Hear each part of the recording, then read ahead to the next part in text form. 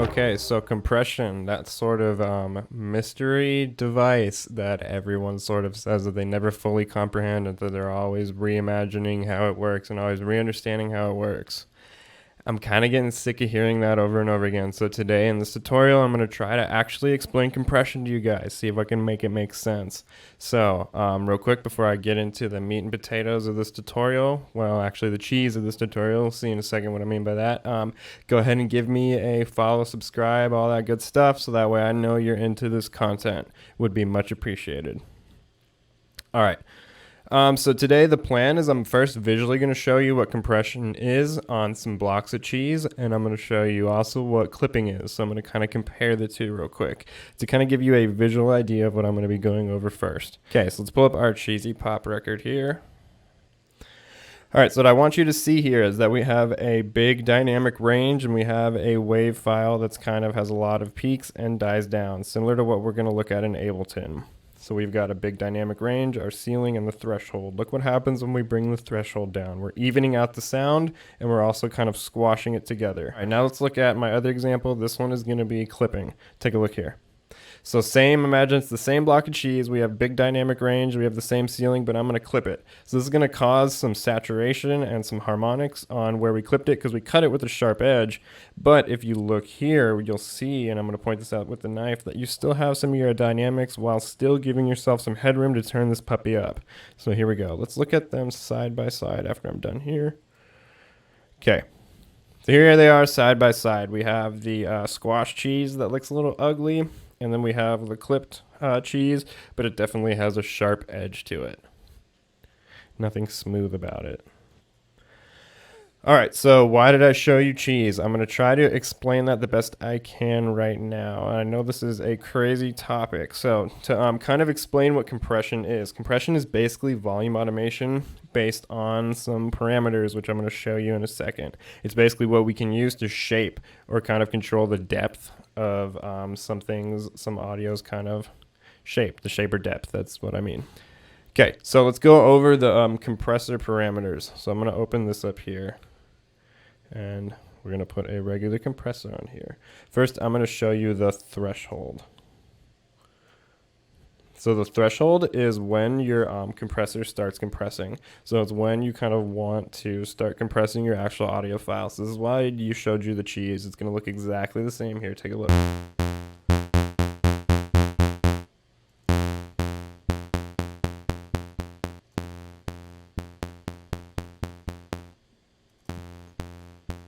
Okay, you hear our audio getting squished by that knife. So that's what that's doing. All right, now for the rest of this, I want to show you it on the glue compressor because I think the glue compressor just sounds better, and that's what these audio examples are. They're using the glue compressor, so I want to be showing you what I'm using so it's the most clear and transparent here. So let's talk about these different parameters here. First up I have on here is ratio. So you're kind of limited on the range of the ratio here, but that's fine. A low ratio, you're not going to be compressing it too hard. So basically it's light compression, and then a high ratio, it's going to be hard compression. That one's a pretty easy one. It's more nuanced than that, truthfully, but that's all you really need to know. Attack is how fast your compressor starts compressing. So it's how fast it reaches that threshold. It's how fast it takes it to get there. So again, I'm going to show you that in more detail with these audio examples. The release is the next one, and I think the release is a little bit more nuanced. The release is how long it takes for your compressor to stop compressing, and this kind of depends on the length of the actual sound you're compressing. Something you need to think about is that your compressor cannot compress again until your release is done releasing. So if your release time is like 3 seconds, it doesn't matter if you have the fastest attack in the world. It's not attacking again until that 3 seconds is up. That's kind of a thing you can think about to kind of get this compressor to work for you. A tip to preserving dynamics is if you want to keep your transient sort of there, you'll have a long attack. Now we're going to go ahead and look at examples now that we've kind of explained some of that a little bit more, and then I'll show you clipping at the very end, okay? Just kind of give you the difference between the two. So let's take a look at the first one. I'm going to be showing you all examples of, again, the glue compressor here, but I've got them all loaded up, ready to go. So the first one, we have a slow attack and a slow release. Okay, so a slow attack and a slow release. The threshold and the makeup are going to be the same on all these, and the ratio is going to be high, so you can really see the compression in these examples. So the first thing we have going on here is exactly what I said. So if you look up here, you'll see that the attack has been missed, okay? So we completely left that transient alone. It kind of stays there. So it's still allowed there, but then immediately, since a release is long, or not immediately, I'm sorry. So since our release is long, since it's slow, the tail is kept compressed down by that longer release. So that's why we have the most dynamic range in this one. That's why we have kind of that big peak there, and then that slow release is keeping us down. All right, now the next one I have is an example of a sort of fast attack and fast release. Now this one is kind of the most interesting because it's the most even example. And the reason for that is because what we're doing is we're definitely taking care of that transient. We're definitely attacking quick enough to kind of bring that down. So that's brought down. That we're not worried about that. And then it released quick enough so that way we match back up to the original volume. So if I kind of cut these and pull them up to the original, you'll kind of see them overlapping, and you'll see what I'm talking about. So see how I was able to attack quickly, and then the release took it a while to it kept it down there. And then if we look at this one, we'll see that it definitely took care of the attack, but then it got brought back up to the same volume it was pretty quickly. So that's how we're evening out a sound like this. Now let's look at our fourth example here. What are we doing on time? Cool. So our fourth example here is a fast attack. Oops, how did I get? And a fast attack and a fairly slow release. So we'll see that here that we're fast attacking, so that way we're taking care of our transient. So our transient's getting brought down, but the tail is kind of still kept down. So we're kind of compressing the whole thing here. It doesn't look as even as this one though, because we're kind of just taking this whole thing and turning it down more or less with this type of compression by that longer release, sort of keeping this down longer.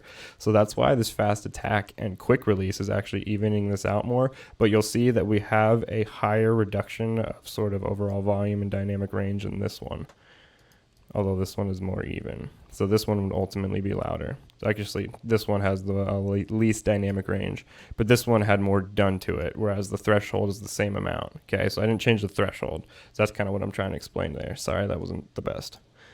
All right, and then the last one we have is a slow attack and a fast release. So you'll see there, again, consistent with what I'm saying, that the attack is left alone. The transient is there because the compressor didn't have time to get there.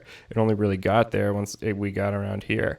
And then once we got here, it didn't really do much. The tail wasn't that affected because the release was fairly short. So again, we'll pull these up to compare. When they kind of overlap, you'll see what I'm talking about. And here we go. So why would we do this? The reason to do this is, again, we reduce the dynamic range so we get all this headroom here. So we can turn this up. We can make all of these louder than they originally were while peaking around the same area. Well, not all of them. Not all of them. Because remember, this first one, we kind of left that tail. We kept that tail lower by that long release, but we left the attack there. So this one we can't really turn up much. In fact, we made it more dynamic, but these ones are definitely louder now, or they're going to feel louder.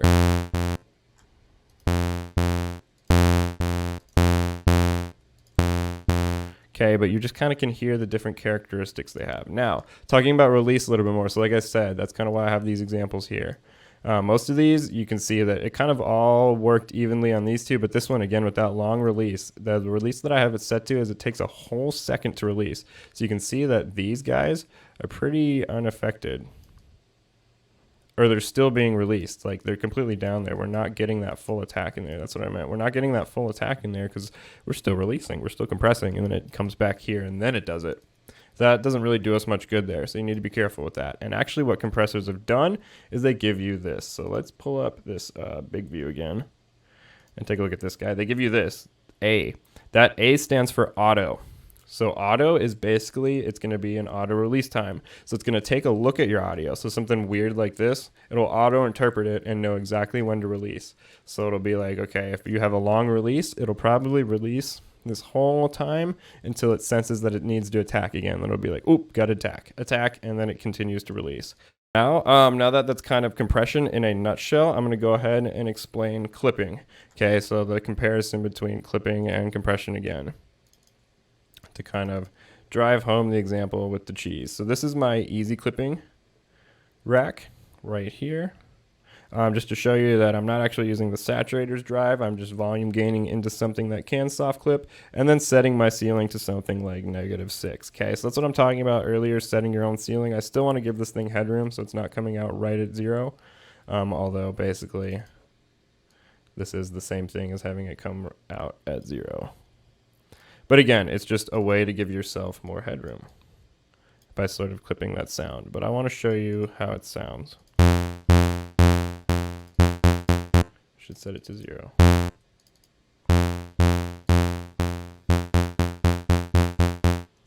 Okay, so there's that, and then if we compare it to our original. So by clipping it at that stage, we have room to sort of bring it up now. But you'll notice that the dynamics still stay fairly intact. Like this hit right here lines up. It stays fairly dynamic, still fairly quiet. Whereas the compressors, they kind of did a better job at evening it out. So again, the reasons why you would use clipping is probably if you want to preserve something's dynamic and you don't really care about adding bright harmonics to it, or you're able to kind of EQ those out later. You know what you're doing in that realm.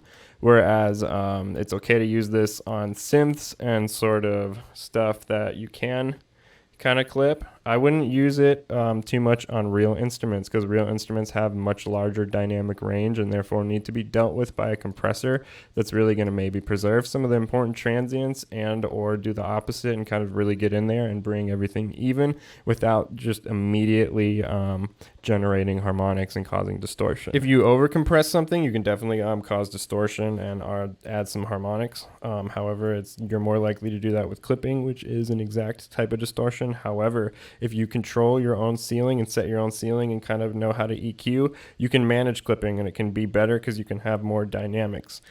However, if you want something to be more even and you have enough room to kind of compress it before you hit your ceiling, it might be better to use a compressor, because compressors are going to help you get your sound more even in certain cases, whereas clipping, to get something even, you'll have to completely overdrive it, which will be way too saturated and you'll have way too many high harmonics there.